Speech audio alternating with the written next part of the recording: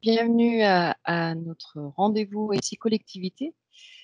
Ce webinaire, nous l'animons à deux, donc Nicolas Bouillon qui se joint à moi pour aborder les sujets de collaboration et de mobilité en collectivité. Et nous allons aborder différentes thématiques avec d'une part, de notre point de vue, qu'est-ce que la collaboration, qu'est-ce que la mobilité en collectivité. Donc là, on va vous partager ce que nous, on a compris en travaillant avec vous. Quels outils justement on va mettre en place pour répondre aux enjeux qui ressortent de ces constats-là. On fera un focus sur deux solutions Microsoft Teams et Digital Workplace. Et ensuite, on abordera comment on va vers ce type de solution, comment on vous accompagne Progelis au travers de son expertise et son retour d'expérience vers justement la transformation avec ce type d'outils. Et on vous partagera quelque chose qui est assez récent chez Progelis, le marché Mercatura, qui permet aux collectivités, à un certain nombre d'entités, de pouvoir adresser ce type de sujet et s'affranchir éventuellement d'un marché. Et puis, bon, on fera un petit peu d'actualité Progelis où on vous partagera un certain nombre de liens et de communication et de supports qui ont été conçus avec vous ou par nos équipes en interne et qui vous est complètement dédié sur les problématiques que vous pouvez rencontrer régulièrement. Je vais passer la main à Nicolas Je te pour remercie, lancer Myriam. le sujet. Oui, j'ai la lourde tâche maintenant d'aborder le sujet de la collaboration et de la mobilité en collectivité qui revêt évidemment, vous y travaillez tous, des spécificités liées à vos structures, vos organisations. Donc, avant de parler ou de se pencher sur ce qu'on entend par la collaboration et la mobilité pour vos équipes, on va revenir un tout petit peu rapidement sur les enjeux qu'on va adresser à travers ces sujets de la collaboration et de la mobilité en environnement Office 365. Donc, vous avez, comme moi, sous les yeux des enjeux qui ont été posés et si c'est ceux qu'on a retenus qui sont le plus prégnant quand on vous rencontre sur vos sites et qu'on travaille en équipe avec vous. On a de façon assez transverse des problématiques d'évolution d'environnement de travail avec des systèmes d'information qui sont en pleine évolution, avec ou pas des programmes de transformation digitale sur le sujet, mais c'est des changements de messagerie, c'est des changements d'habitude de travail avec des serveurs de fichiers, c'est des logiques de mobilité des collaborateurs, c'est des logiques d'équipement en informatique de gens qui n'étaient pas conservés par ces sujets, qui de façon transverse représentent des enjeux sur Pierre Forget. bienvenue, bienvenue Pierre parmi nous. Qui permettent de conserver, d'attirer les talents, qui permettent d'une part, ça on le retrouve beaucoup aussi en milieu hospitalier ou dans d'autres structures, d'éviter une informatique personnelle qui n'est pas intégrée dans la sécurité et l'identification des utilisateurs, donc ce qu'on appelle en anglais l'informatique fantôme, le shadow IT.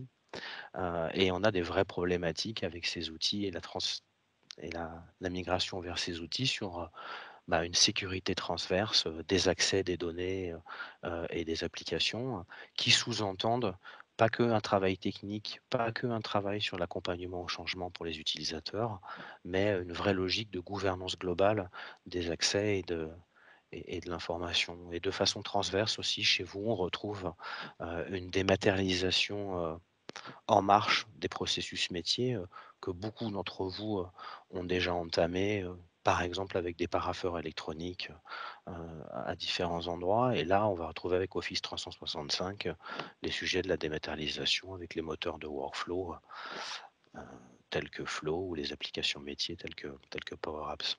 Si on se penche maintenant un petit peu plus en détail sur ce qu'on entend par la collaboration et la mobilité dans le sujet qui est le nôtre aujourd'hui, et qu'on regarde du côté droit de la présentation, la collaboration, ça ne se décrète pas dans une structure.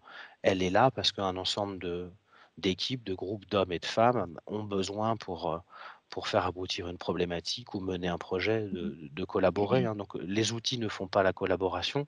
La collaboration, c'est les structures qui les font et c'est les processus métiers qui la sous-tendent. Mais les outils ici vont venir nous aider à faire que cette, mise en musique, fonctionne bien et soit douce à nos oreilles.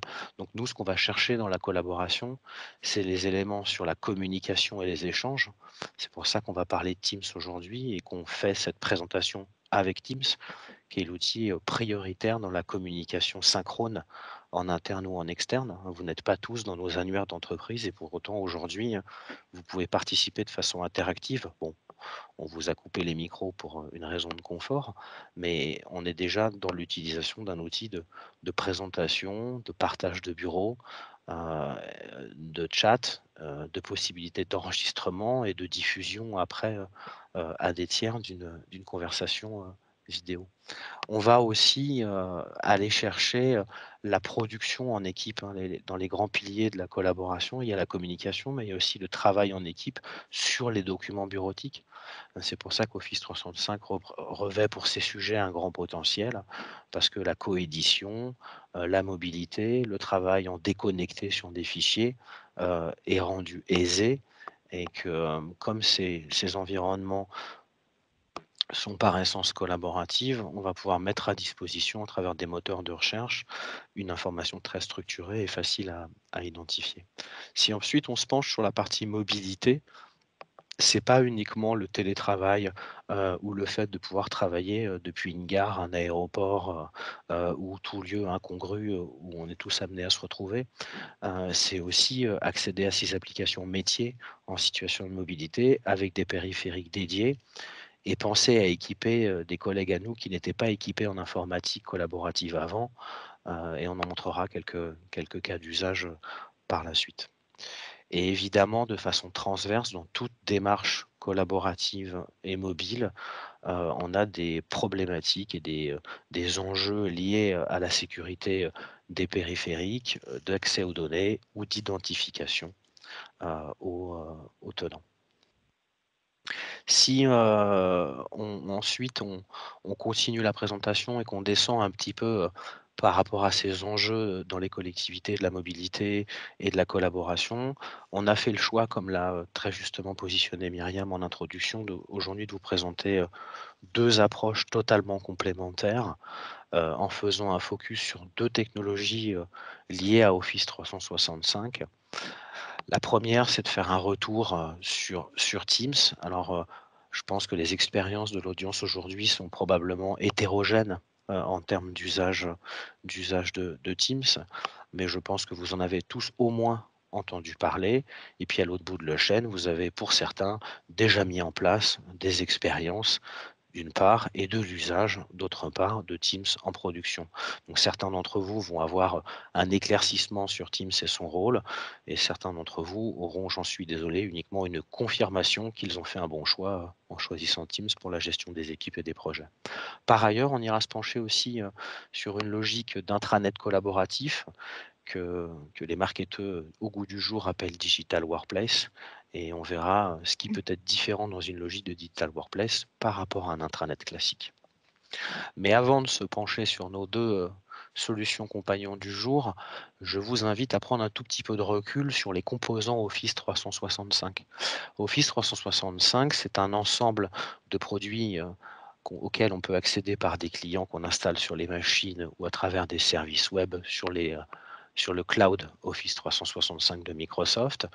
Mais ce qui est intéressant à retenir dans cette diapositive, c'est qu'on a une structuration et un positionnement des produits qui répondent à vos problématiques quotidiennes.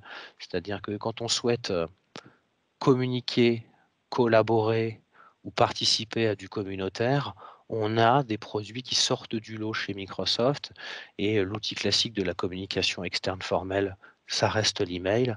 Par contre, l'outil de collaboration en équipe, qui était probablement un trou dans la raquette dans beaucoup de structures, auquel avant on essayait de répondre potentiellement avec du SharePoint ou des serveurs de fichiers, on va retrouver notre ami Teams positionné à cet endroit.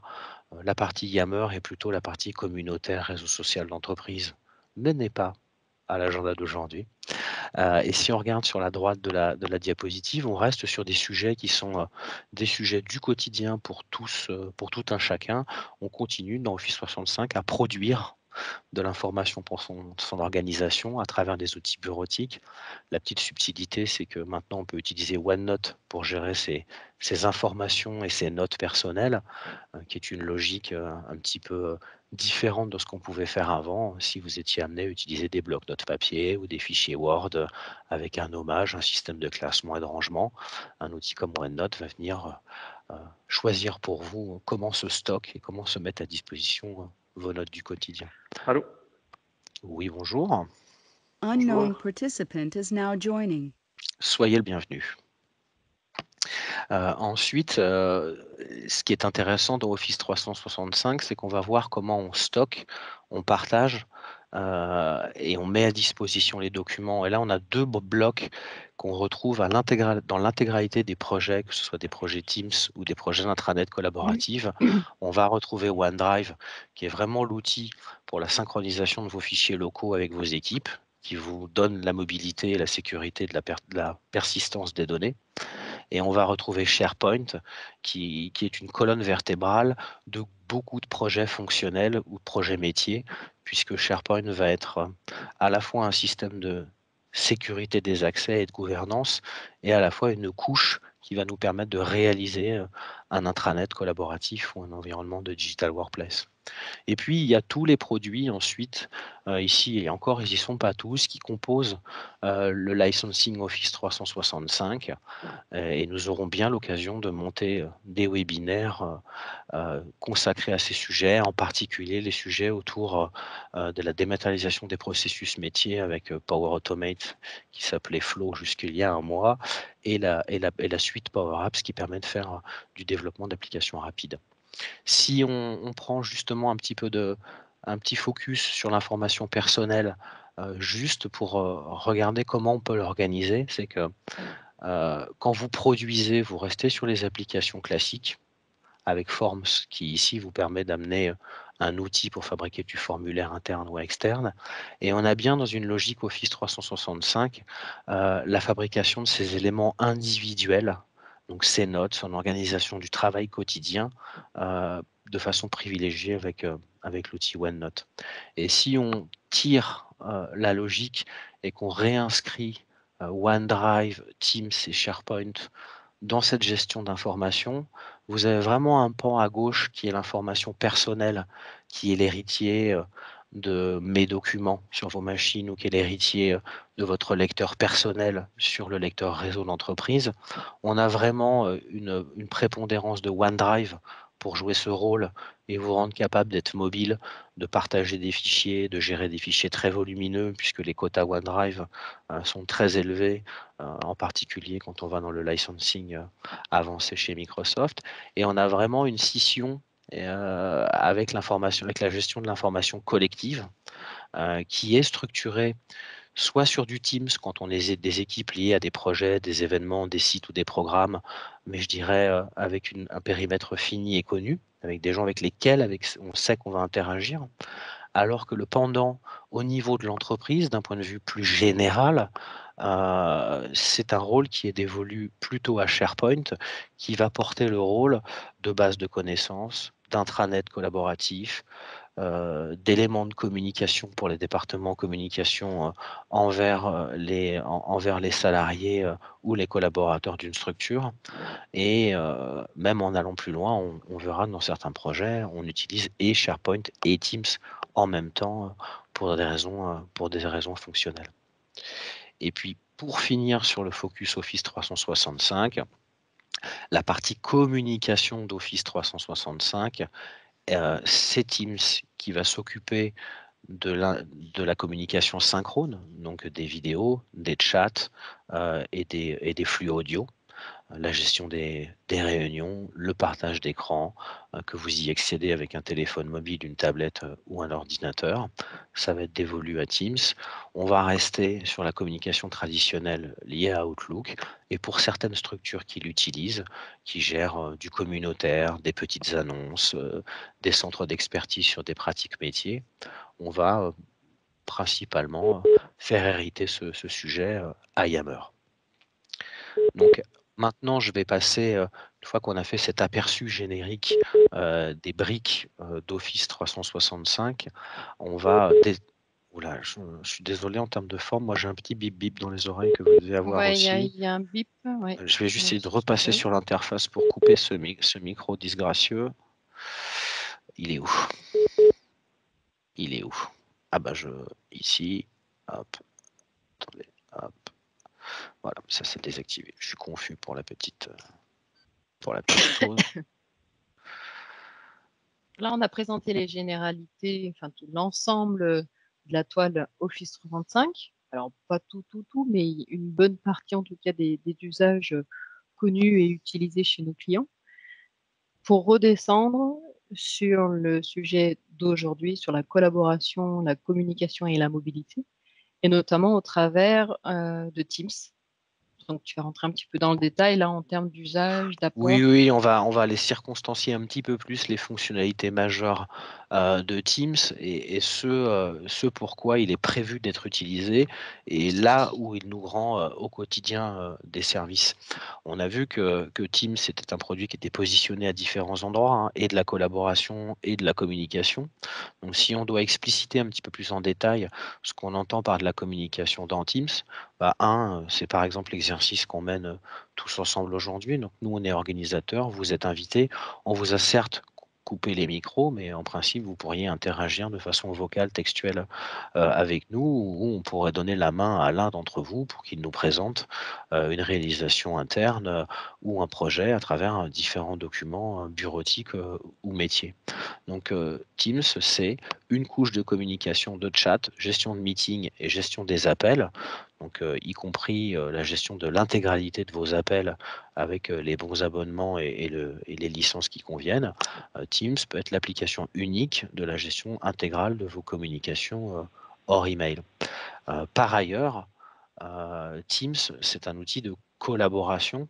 Alors ça, c'est assez nouveau. Alors nouveau entre guillemets, hein. Teams a soufflé ses 2 bougies il n'y a pas longtemps.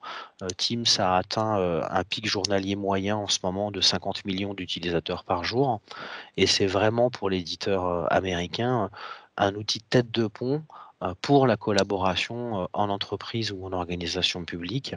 Et c'est vraiment l'endroit dans lequel on va collaborer. Et comme on a vu tout à l'heure ce qu'on entendait par collaboration, c'est du travail à plusieurs sur des fichiers, c'est s'envoyer des fichiers, se les partager sans pour autant les mettre dans des emails en tant que pièce jointe.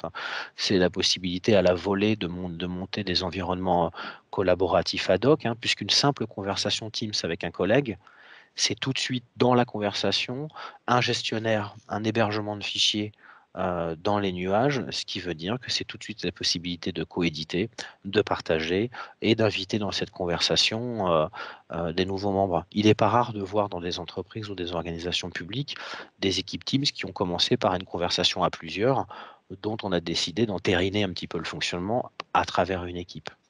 Donc la collaboration dans Teams, c'est vraiment un sujet important puisqu'on va retrouver en fait les fonctionnalités que nous apportait avant une plateforme SharePoint, mais avec une facilité de mise en œuvre et une facilité d'appréciation, de prise en compte par les utilisateurs qui est beaucoup plus aisée.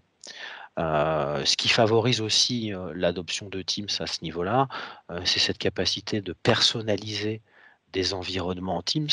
On verra juste après qu'une équipe Teams, ce sont des hommes et des femmes membres d'un annuaire auquel on dédie une équipe sur un sujet.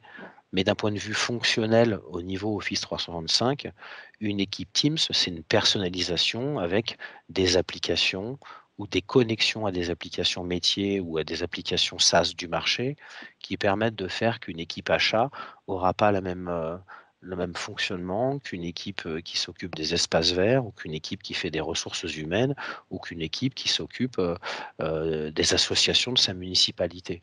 On va avoir cette capacité de Teams à avoir une enveloppe et un fonctionnement commun, mais avec des fonctionnalités qui sont sur mesure. Et on vous invite dans vos projets Teams à interagir en profondeur avec les métiers qui vont consommer les équipes afin d'en construire les fonctionnalités avec eux. C'est un facteur clé de succès, c'est une conception avec les métiers, pour les métiers, et ensuite une gouvernance qui est plutôt gérée au niveau direction informatique et générale pour ce qui est de la sécurité. En parlant de sécurité, justement, Teams bénéficie, outre d'outils liés au pilotage de l'usage des Teams. Pour ceux qui sont déjà allés regarder le paramétrage de Teams à l'intérieur des tenants Office 365, Teams est hautement gouvernable, hautement paramétrable en termes de sécurité, et on peut en faire des équipes en open bar comme des choses hautement gouvernées avec des très hauts niveaux de sécurité très fin par rapport aux problématiques.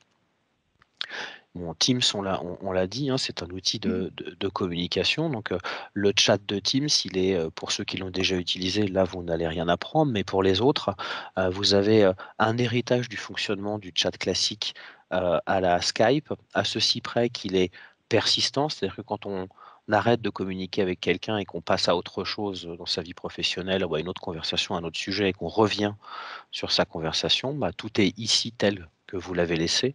Vous n'êtes pas obligé d'aller rechercher l'historique de la conversation dans une boîte à Outlook.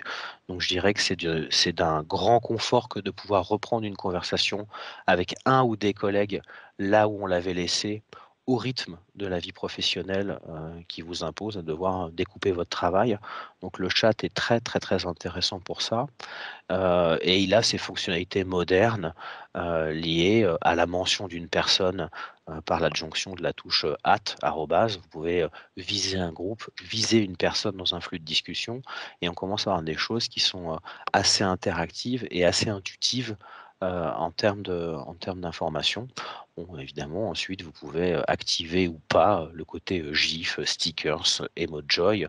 Si vous êtes dans des conversations entre collègues, il n'y a pas de raison que l'informatique vous ait inhibé les GIFs et les stickers qui rendent les conversations conviviales. Par contre, si je suis en train de monter une équipe pour un comité de direction ou un comité exécutif dans une structure, il y a fort à parier qu'on vienne enlever toutes ces petites choses un peu frivoles qui n'ont pas forcément lieu d'être à tous les endroits dans Teams. Pourtant, ça restera le même produit, mais ce ne sera pas la même façon de l'exploiter entre les différentes entités. Si on reparle maintenant de la collaboration et de la souplesse de Teams par rapport aux objectifs des différents métiers, Teams, c'est un agrégateur de fonctionnalités Office 365. Donc quand on va créer des équipes Teams, on va les personnaliser avec, pour qui, un bloc-notes, pour d'autres, des fichiers Excel déjà ouverts et déjà prêts à l'emploi en collaboratif. Pour certains, ce sera des tableaux de bord de business intelligence. Et puis pour d'autres, il ne faut pas l'oublier, ce sera des applications métiers en SaaS qui sont publiées à l'intérieur d'une équipe Teams. Vous avez toutes et tous aujourd'hui dans vos structures publiques des logiciels métiers qui fonctionnent sur des plateformes cloud. Eh bien, quand on recrée des environnements typés ressources humaines ou techniques ou à l'urbanisme, etc., il est très courant qu'on ramène les accès aux applications métiers qui sont en SaaS à l'intérieur des équipes Teams pour se refaire des cocons fonctionnels qui sont propres à votre façon de travailler. Et puis ça, je l'ai dit tout à l'heure, on va être capable d'aller chercher à l'intérieur de la place de marché Teams des outils gratuits ou payants qui vous permettent d'obtenir de la connectivité avec un certain nombre d'applications type LinkedIn ou un certain nombre de sujets type Trello pour certains qui font de la gestion de projet avec ces produits et qui ont des habitudes. On n'est pas obligé de casser ses habitudes de travail quand on adopte Teams. Teams va quand même s'adapter à un maximum d'outils que vous pourriez être amené à avoir par ailleurs.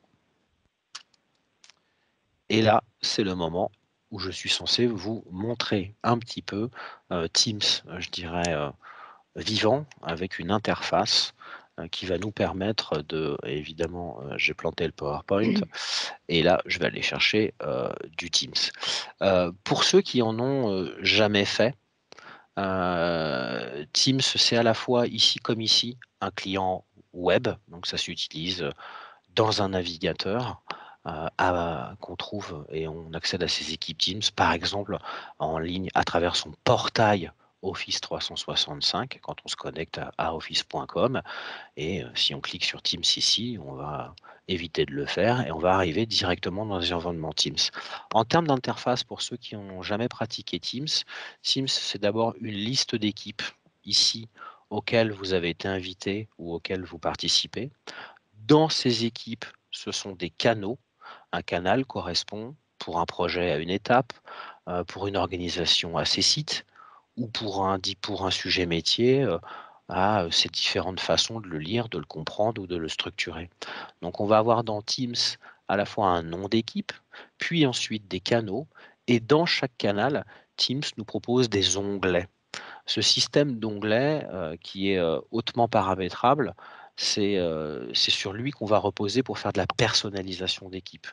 Donc c'est de façon ergonomique, ajouter un onglet à cette équipe, c'est aller chercher des fonctionnalités d'Office 365 ou des fonctionnalités auxquelles on doit se connecter parce qu'on a une informatique dans les nuages par ailleurs. Donc ici, si je m'occupe par exemple d'une équipe de management et que je me dis que cette équipe de management a besoin d'avoir des tableaux d'analyse pour gérer des prises de décision en réunion ou en organisme de pilotage, on va tout simplement aller chercher par exemple du Power BI, aller rechercher des éléments de Power BI qui étaient disponibles dans mon tenant Office 365 sur lesquels les gens de l'équipe ont des droits. Et tout de suite, en quelques secondes, j'ai peuplé mon équipe ici, par exemple, d'une gestion commerciale ou d'une gestion de fréquentation d'un site. Si on gère les fréquentations, par exemple, de ces sites touristiques pour les gens qui ont la chance, comme nous, d'habiter sur la Côte d'Azur, on va pouvoir piloter dans un seul outil, dans une seule réunion, l'analyse des statistiques et, s'il le faut, la prise de notes sur la réunion en créant à la volée un petit bloc-notes ad hoc où on va aller choisir un bloc-notes qui existe ou créer un bloc-notes de façon totalement ponctuelle. On va faire un suivi de la fréquentation. Et ce bloc-notes, je vais le publier à l'intérieur d'un des onglets de l'équipe et vous pourrez le consommer d'ici en tant que membre de l'équipe ou rapatrier ce bloc-notes OneNote dans votre bloc-notes OneNote personnel, ce qui vous permettra éventuellement de rester sur vos habitudes de travail. Et comme je suis en train de faire une démonstration en direct, forcément, c'est aujourd'hui qu'on mange des petits temps de chargement. Et là, ensuite, on est capable de structurer un bloc-notes avec ses sections, ses pages et ses différents contenus. Donc ça, je dirais, c'est le fonctionnement à l'intérieur d'une équipe, avec tout le niveau de paramétrage qui va bien au niveau de Teams. Donc quand on accède à Teams, on est soit propriétaire, soit membre, soit invité. Donc on a déjà une console de pilotage sur qui accède à quoi. On a une console de pilotage sur la structure de ces canaux. Récemment, Microsoft nous a fait la joie de nous permettre de privatiser certains canaux. Donc ça veut dire que maintenant on est capable d'avoir un accès à une équipe Teams indifférencié pour l'équipe, avec une granularité d'accès à certaines informations par des canaux qu'on est capable de rendre privés. Donc ça répond à des cas d'espèce où on souhaite que, pour autant, nous collaborons tous sur le même sujet, mais certains d'entre nous ne pourront éventuellement pas consommer les mêmes fichiers ou abonder au projet de la même façon. Et ça nous permet de faire une gouvernance de l'accès à l'information à l'intérieur d'une équipe Teams sans méthode alambiquée et non pérenne. Ensuite, on Alors, a évité... Je t'en prie. Nico, oui, on va avancer, le timing passe.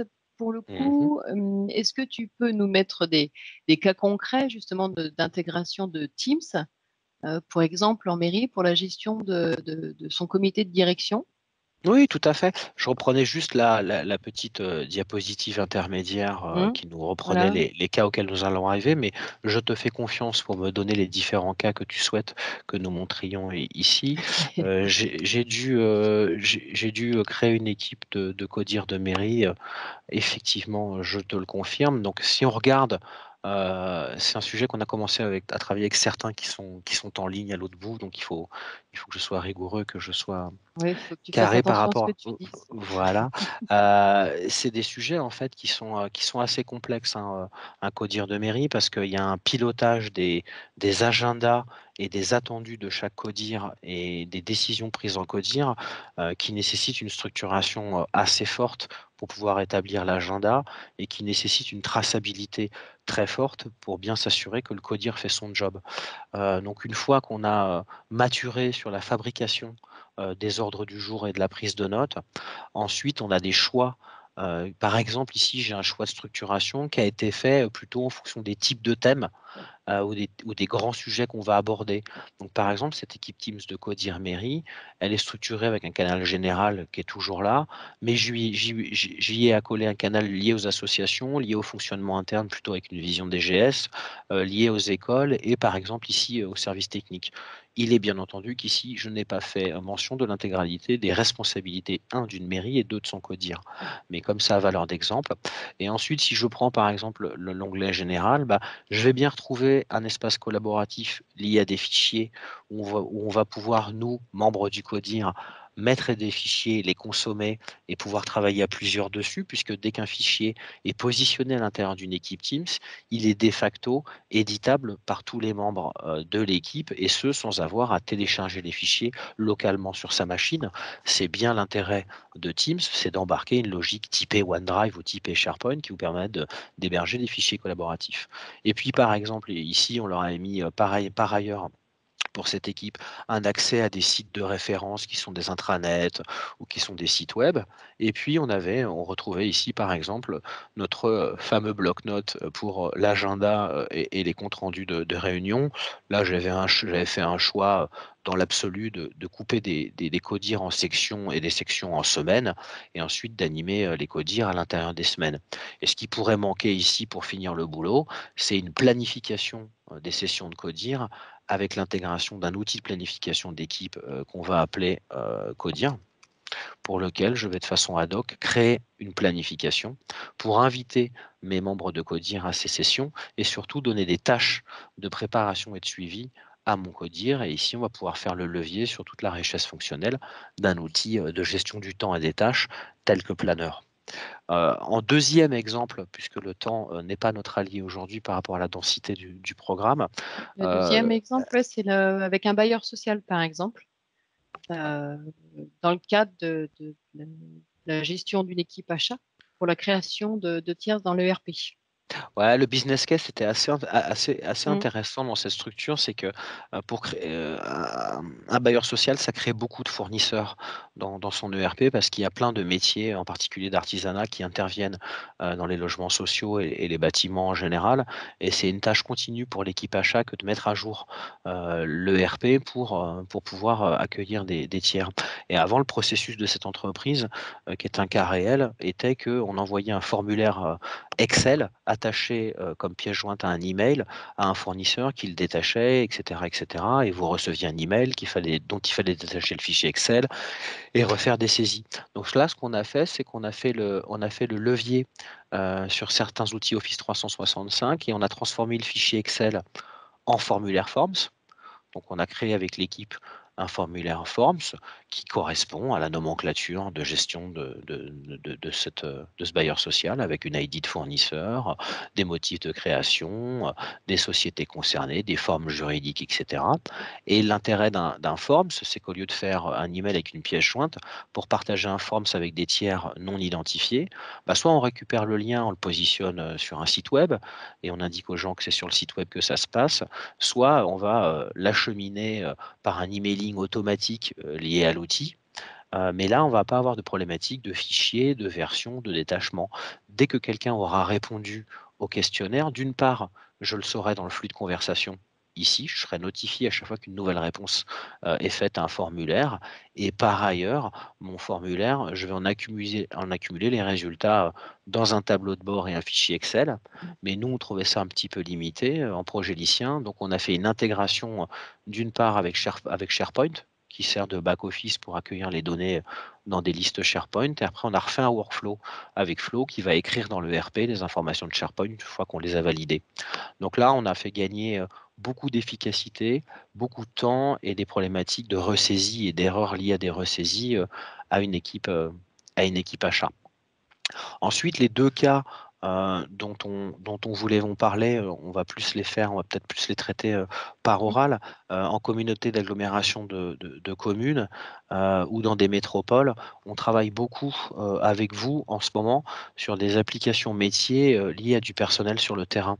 Donc on a beaucoup de métropoles ou d'agglos où on se retrouve à construire de l'informatique, métier pour des gens qui sont des techniciens, d'espaces verts, des gens qui gèrent le rapport aux administrés, de la métropole, comme des services, liés aux bus, liés aux poubelles.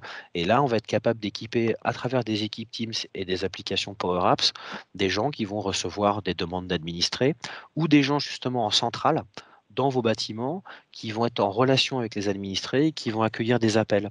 Donc on va aussi, souvent maintenant équiper des centres d'appels, de métropole ou de communauté avec des outils métiers pour gérer, des changements de bacs de recyclage, le fait de faire une demande de composteur. Bah, si demain dans vos villes, on doit mettre ça en place, c'est des projets qui sont très, très légers et qu'on est capable de mettre en place, très rapidement. Myriam, je te laisse la parole pour présenter, Ouais, un petit tout à retour sur fait. le SDIS. Alors en plus, je rajouterais juste de ce que tu as présenté, ce sont des composantes et une technologie qui est, partie intégrante de la solution Teams. C'est-à-dire qu'il n'y a pas du tout de développement spécifique derrière, tout ça. Les Tout à fait. formulaires, là, vraiment, les cas qui ont été présentés sont, en natif sur la solution, Teams.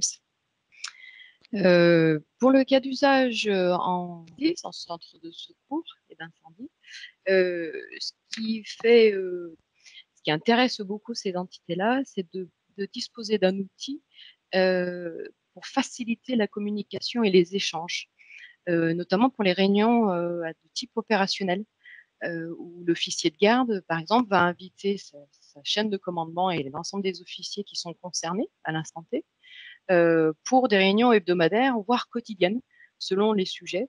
Euh, alors, je parle en présence de témoins, puisque Catherine est également présente du SDIS 26, qui nous a partagé, et je vous donnerai aussi son témoignage vidéo qu'elle nous a fait, sur des moments de crise, sur notamment les feux de forêt, par exemple, qui sont organisés pour faire des points de situation au travers de réunions quotidiennes, voire quand il y a des moments d'intempéries, de grêle ou d'inondation, comme on peut connaître plus récemment, une visioconférence qui peut être organisée et animée jusqu'à plusieurs fois par jour pour bien avoir un point de situation.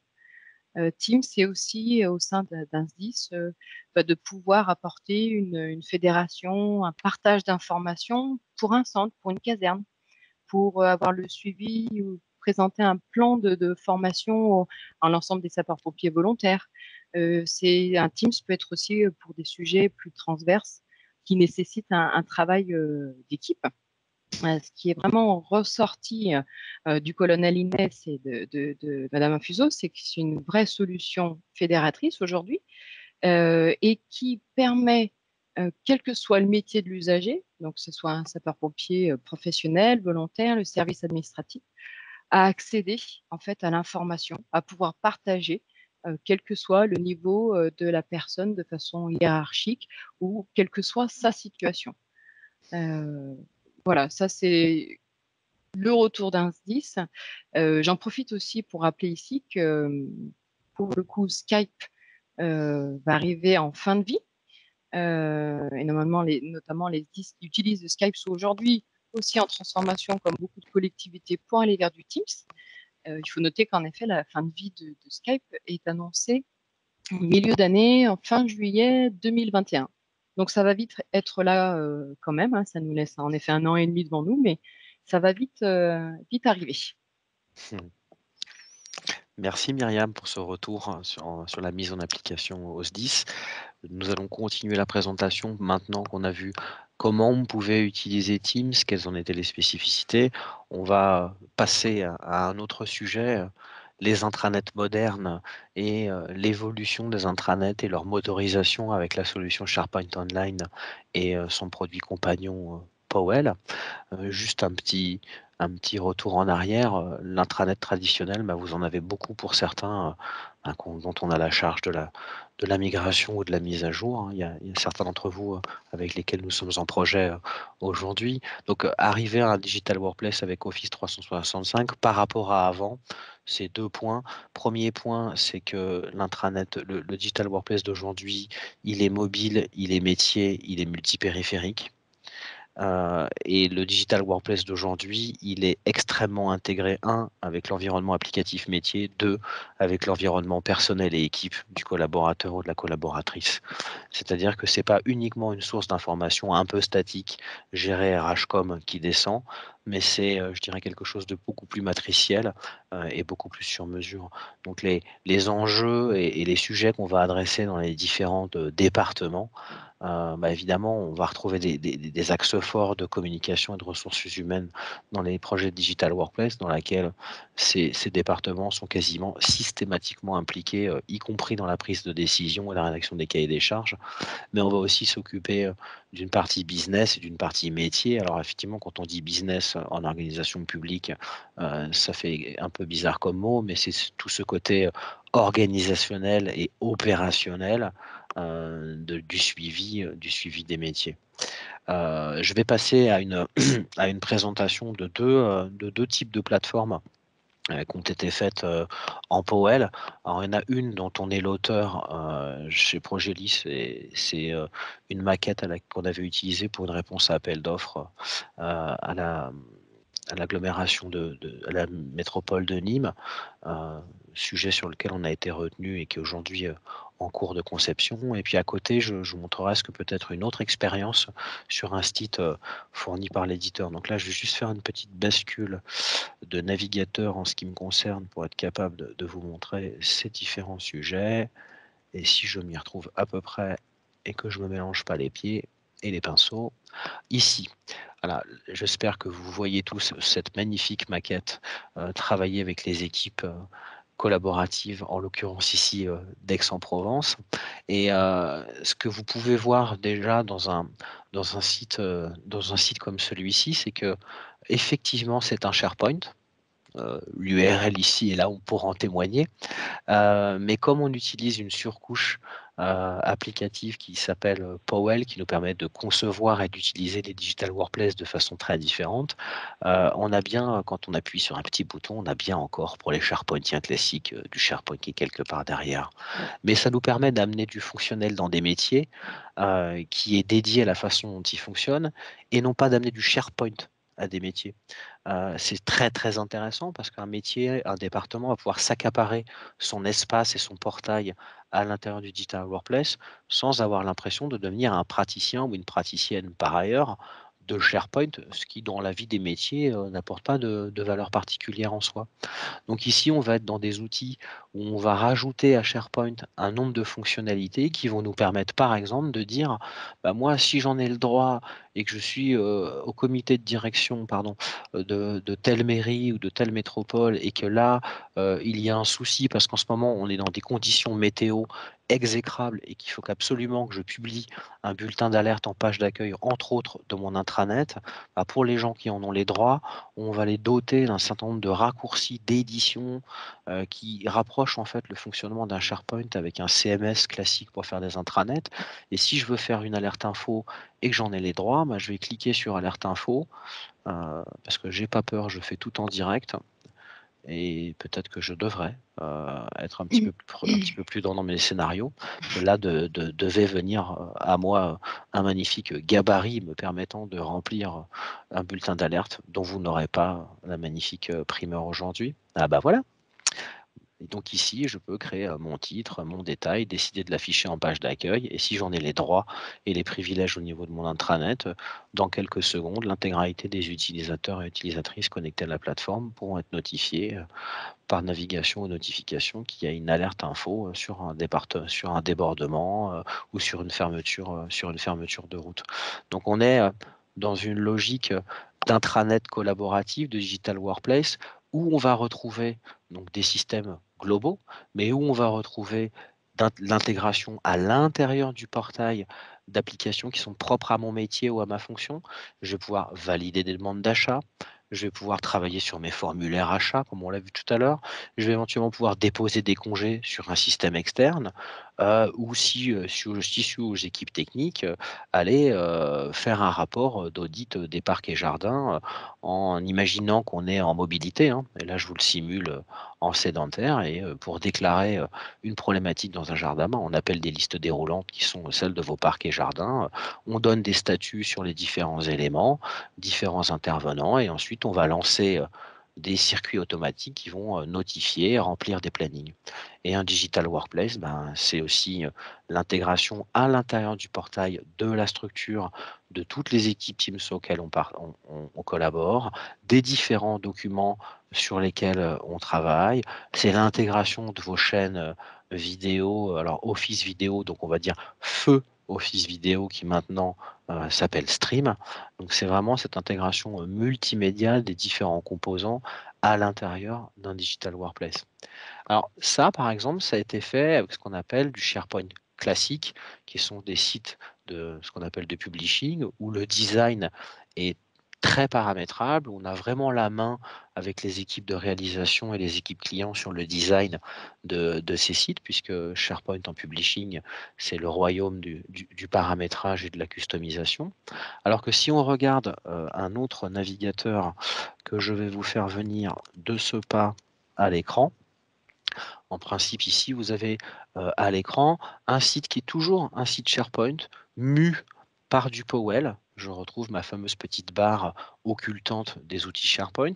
Mais ici, on va faire le levier sur une ergonomie sur les sites qu'on appelle modernes de SharePoint, qui sont des modèles de sites SharePoint qui sont proposés par Microsoft depuis quelques dizaines de mois maintenant, et qui permettent une structuration de l'information un petit peu différente et des ergonomies un petit peu différentes, mais qui vous donnent des outils dont on pourrait avoir l'impression qu'ils sont un petit peu plus au goût du jour ou un peu plus modernes en termes de design.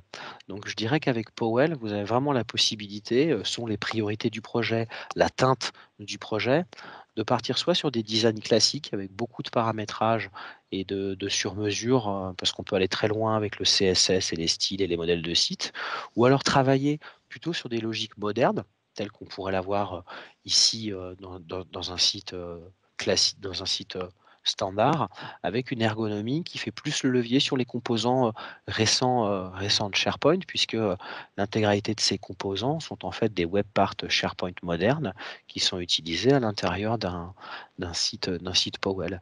Et si on regarde par exemple ce que peut être une page d'accueil d'un département ressources humaines dans une logique moderne. Voilà, là, ici, on a l'intégralité des raccourcis vers des demandes et des circuits de validation pour la gestion de sa carrière, l'embarquement d'un nouveau collaborateur, le coin des managers, la gestion de la mobilité, le télétravail ou la gestion des notes de frais, avec une présentation de l'information qui correspond plutôt aux standards récents de Microsoft. Je vais repasser peut-être. Ah non, Ouais, j'ai ensuite. Je vais repasser au PowerPoint ouais, tout à fait. Ce qui pour serait continuer intéressant, à garder le rythme. ouais, ce qui serait intéressant, en effet, c'est là, donc on a parlé Office 65 dans sa globalité pour positionner les solutions Teams et les outils collaboratifs Digital Workplace. Notamment, on a abordé Teams un petit peu plus dans le détail, les solutions Poel ou SharePoint pour proposer un portail intranet. Là, à retenir, voilà, pour le coup, Nico, c'est Teams, c'est vraiment l'outil de l'équipe, l'outil du projet, l'outil de la communication. Et la capitalisation, la valeur ajoutée pour vos équipes est très très très forte avec Teams. Et au regard de ça, on a, je dirais, dans une dimension supérieure, le Digital Workplace en Powell-SharePoint Online, qui est vraiment, lui, le portail de l'organisation, du département, de la région, de la mairie, de l'établissement public, dans lequel on a plutôt le côté référentiel de structure. Et à ce moment-là, c'est plutôt une capitalisation au niveau entreprise. C'est pour ça, vous l'aurez compris, que les deux cohabitent magnifiquement bien. Tout à fait. Et dans tout ça, on va aussi aborder quand même quelque chose qui est extrêmement important, et je sais davantage en collectivité, qui est la sécurité des données, la sécurité des accès. Aujourd'hui, qu'est-ce que nous confirme et qu'est-ce que nous garantit Microsoft? Ouais, il y a plusieurs niveaux de réponse, Myriam, à cette interrogation. Le premier niveau de réponse, c'est comme on parle d'informatique collaborative dans le cloud, c'est de savoir ce que c'est qu'un cloud Microsoft. Donc, je vous fais l'économie de la lecture de l'intégralité des informations, mais les data centers, donc les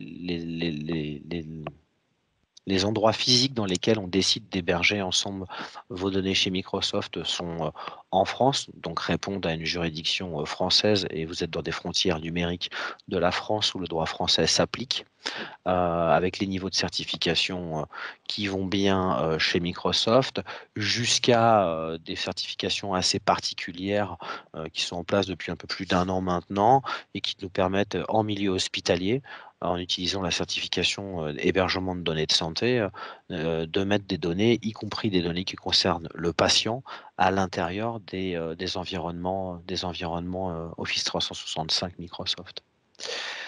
Ça veut dire qu'une fois qu'on a positionné le Cloud Office 365 et son niveau de sécurité, c'est comment on sécurise ces usages en Office 365. Donc aujourd'hui, le sujet n'est pas la sécurité Office 365 qui requiert un temps important à détailler, expliciter, mais si vous devez aujourd'hui retenir un certain nombre de points, sachez qu'au niveau Office 365 en standard, voire des éléments compagnons comme la suite EMS qui est disponible dans certains types de licensing. C'est vraiment une protection bout en bout des accès, des périphériques, des données et des comportements applicatifs locaux et cloud que Microsoft vous propose pour être certain d'avoir une sécurité transverse telle que les RSSI la pratiquent et telle que nous, utilisateurs, devons la consommer au quotidien. Et si on veut vous donner aussi un peu plus d'informations et de confusion, on voit, ouais, parce que celle-là, elle est costaud. On voit qu'avec les solutions Microsoft, on a aussi des outils qui vous permettent d'atteindre des conformités RGPD, entre autres, avec une répartition des outils à travers le spectre, que ce soit Office, la CRM, le poste de travail, le serveur, la sécurité transverse avec EMS et Azure. On a à chaque brique de valeur Microsoft, là où on consomme de l'information, là où on la fabrique, on a en gris à chaque fois des solutions de sécurité qui sont adaptées. Donc on sera ravi de répondre à vos questions sur la sécurité par ailleurs ou lors d'une entrevue en tête-à-tête. Mais aujourd'hui, en ce qui concerne la sécurité, on ne va pas aller beaucoup plus loin sur le sujet. Je vais repasser peut-être la parole à Myriam qui va se faire un plaisir de vous montrer, d'après notre expérience, notre expertise et le travail qu'on a mené avec vous, comment on pourrait synthétiser ce qu'est une approche d'un projet Teams ou un travail collaboratif qui a fait ses preuves. Tout à fait. Je prends le relais. L'idée était pour aller plus loin, comment vous accompagner, de quelle façon, sous quel format, sous quelle méthode. Donc là, de façon un petit peu grossière, mais pour vous dessiner l'accompagnement que l'on mène avec vous en collectivité et par ailleurs sur du Teams, voilà les grandes briques, et les grandes étapes par lesquelles il faut passer. Alors évidemment, c'est modulable, hein. On est souple, on s'adapte aussi selon les contraintes que vous pouvez avoir. Mais l'idée étant, d'apporter de par notre retour d'expérience, un cadrage sur le projet, l'accompagnement Teams, le déploiement Teams. Il va se faire au travers différentes étapes, et notamment une qui est, je dois définir ma cible, là où je veux aller. Je dois définir les acteurs de mon projet, définir les sponsors, les ambassadeurs, les référents, différents niveaux d'action des différents acteurs sur le projet. Ça, c'est cadrer la partie humaine participative, avec la notion d'organisation en entreprise. Et de suite, très rapidement, c'est de mener différents ateliers de façon conjointe, alors qui vont, aborder sur qu'est-ce qui est fait aujourd'hui, quelles sont les pratiques actuelles au sein de votre collectivité, quels sont les besoins qui sont souhaités au travers des métiers, au travers de l'IT, au travers des acteurs sur le terrain, qui va nous permettre, ces ateliers, de dessiner une cartographie des pratiques et des usages actuels et les besoins qui en ressortent. À partir de là, on va travailler avec notamment une équipe de référents. Alors là, c'est un modèle, hein, ça peut aussi se faire un petit peu différemment. Mais là, la présentation est plus de travailler avec un groupe de référents. C'est ce qu'on voit le plus fréquemment quand même. Justement, où à partir des besoins qu'on a identifiés, on va les accompagner sur l'appréciation sur la solution Teams. Donc, c'est une présentation de la solution Teams pour que puis eux soient moteurs aussi sur le sujet et qu'ils en fassent la promotion au sein de la collectivité. Il y a des ateliers évidemment qui sont liés à la gouvernance et à la sécurité dédiés sur du Teams en collectivité. La gouvernance, c'est qui a le droit de faire quoi, à quel moment, comment j'archive des documents, qu'est-ce que je vais positionner sous tel canal et sous tel autre espace Teams. Et en termes de sécurité, c'est jusqu'à quel niveau tel type d'utilisateur aura le droit de travailler sur Teams. Est-ce qu'il pourra partager? Est-ce qu'il pourra aller jusqu'à de l'impression, de la modification de documents? Donc, c'est toute cette composante. Alors, très souvent, on aborde en effet gouvernance et sécurité ensemble. Ça dépend des contextes où ça peut être des ateliers vraiment dédiés à gouvernance et à sécurité. Selon les thématiques, on peut aussi regrouper le sujet. Ça dépend aussi de votre organisation. Et après, on va rentrer dans je dirais, le vif du sujet sur le déploiement de Teams en soi, en démarrant par un certain nombre de communications, pas uniquement là pour le coup aux référents, mais auprès de l'ensemble de la collectivité, pour qu'ils aient une visibilité dans le cadre de ce projet qui est mené par une équipe métier ou une équipe projet. Il y a tout un plan de communication qui sera aussi défini et qui va être au fur et à mesure découlé dans le cadre du déploiement de Teams. On réalise aussi ce qu'on appelle des prototypes. Et on fait de la co-construction de prototypes. Ça marche extrêmement bien. C'est avec les équipes référentes ou une personne référente qui dit, bah, tiens, moi, dans mon métier, je prends l'exemple tout à l'heure qu'on utilisait auprès d'un bailleur social. J'ai un besoin au niveau des achats, j'ai cette problématique-là, je veux la tester, la prototyper sur Teams, et derrière, on valide si c'est la bonne solution, si c'est le bon fonctionnement, si on est suffisamment à l'aise pour pousser ensuite cette solution à l'ensemble des collaborateurs. Donc ça marche aussi très, très bien, la construction de prototypes. Et derrière, je dirais que là, on a tout préparé là, en termes de communication, en termes de cas d'usage concret sur Teams. Et donc, le déroulement du plan et l'accompagnement des utilisateurs va se faire au fur et à mesure, au travers également de supports qu'on peut rajouter, de support e-learning, de support de formation, de la formation en présentiel, à distance, au travers de webinaires de différentes façons. Et voilà, et en quelques mois, l'ensemble des collaborateurs de la collectivité sont équipés Teams et l'utilisent à bon escient. Myriam, si maintenant on tire la problématique de cette méthodologie pour le Digital Workplace, qu'est-ce que ça donne?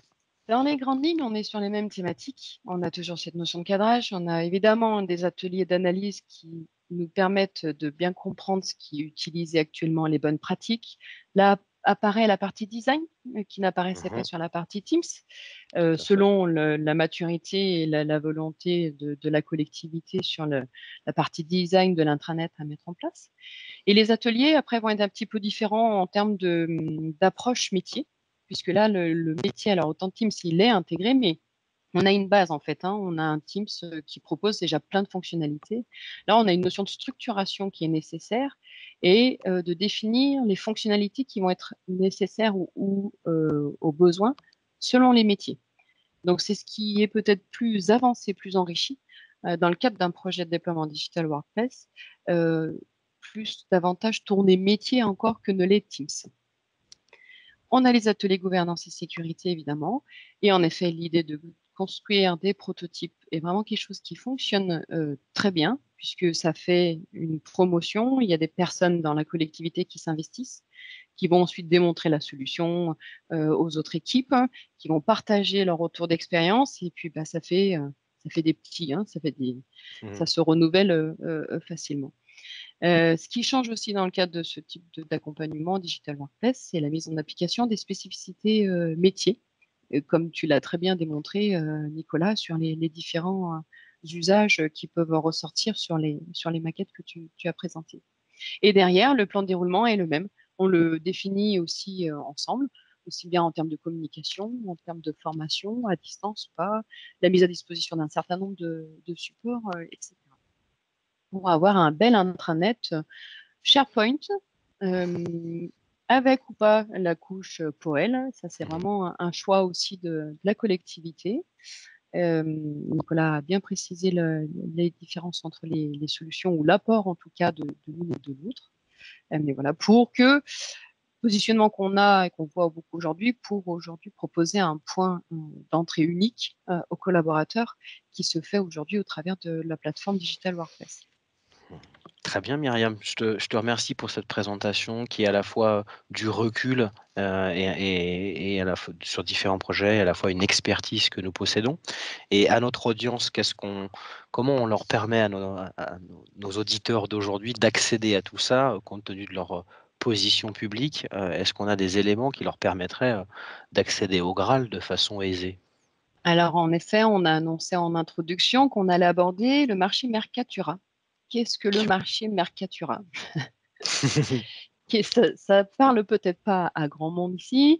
C'est un marché qui a été, c'est un accord cadre qui a été conclu entre Progelis et Nîmes Métropole. Progelis, en fait, a répondu à une consultation qui s'appelle Réalisation d'un portail Digital Workplace et qui a été retenu donc en juillet 2019. C'est un marché en effet mono-attributaire, mais que la métropole de Nîmes, Nîmes Métropole, a souhaité ouvrir à l'ensemble des collectivités qui sont éligibles pour pouvoir aussi profiter de ces services-là. Donc, ces services-là, qu'est-ce qu'il y a dans cet accord cadre? C'est en effet un cadrage sur les prestations que Progelis est en mesure de faire pardon, dans le cadre d'un projet Digital Workplace. Ce sont les éventuels abonnements qui peuvent être nécessaires sur Poel. Ça permet d'avoir un cadrage d'outils, de services, de méthodologies qui est à disposition à toutes les collectivités. Ce qui n'empêche en aucun cas, et bien au contraire, c'est que demain, vous avez un projet intranet, vous allez nous soumettre votre besoin ou votre cahier des charges et on va étudier quelle est la solution adaptée qui est à mettre en place pour bien répondre à votre besoin et de valider la capacité à rentrer dans le cadre de ce marché. Ce marché vous permet aussi de vous affranchir, pour le coup, d'un marché public, puisque la contractualisation se fait via un marché subséquent et que Progis est mono-attributaire pour, alors c'est un nom reconductible 3 fois, espérons que ce qui a été initié récemment perdure jusqu'à 4 ans. Très rapidement, pour finir, je vous les communiquerai à la demande et sans problème, hein, il y a un droit d'accès qui, selon le nombre de collaborateurs, d'agents dans la collectivité ou soit selon le nombre d'habitants. Hein. Selon la collectivité que vous êtes, il y a différents critères, mais en tout cas, c'est maximum 2 000 € et qui vous permet d'accéder à cet ensemble de services et vous affranchir d'une consultation publique. Sur ce sujet-là, n'hésitez pas à revenir vers nous. C'est en tout cas une grande primeur pour nous. Nîmes Métropole nous ait confirmé cet accord cadre et en plus d'avoir ouvert ce marché à l'ensemble des collectivités, c'est une aubaine et puis c'est aussi un avantage pour tout le monde qui est partagé dans le cadre des projets de transformation qui sont connus dans les collectivités. Nous avions prévu par la suite de vous mettre un certain nombre d'éléments qui vous permettent de capitaliser sur les échanges. Vous allez retrouver ici un certain nombre de ressources que nous avons mentionnées, qui reviennent sur des sujets récurrents chez nous, à savoir nos livres blancs et nos publications que vous pourrez retrouver derrière l'URL prévu à cet effet. Par ailleurs, Myriam a mentionné un certain nombre de retours d'expérience et de travaux qui ont été faits au SDIS 26. Donc nous vous invitons à travailler le moteur de recherche de YouTube autour du SDIS 26 parce que c'est vraiment extrêmement intéressant. Ces vidéos, c'est très factuel. On est sur de l'opérationnel, on est sur des bénéfices liés à la transformation numérique et le témoignage est assez intéressant. Donc nous vous invitons chaleureusement à aller regarder ces différents sujets. Vous retrouverez aussi des interviews sur les Power Apps ou Teams, que ce soit de Myriam ou de modestement moi, sur YouTube ou sur les espaces documentaires ouverts à la clientèle de Progélis. Et bien sûr, nous vous invitons à venir travailler avec nous sur des sujets qui nous passionnent et qui sont vos sujets de demain au centre des usages à Lyon, où on sera ravis de vous accueillir dans un espace de travail collaboratif et dédié à faire mûrir de bonnes idées sur ces sujets-là.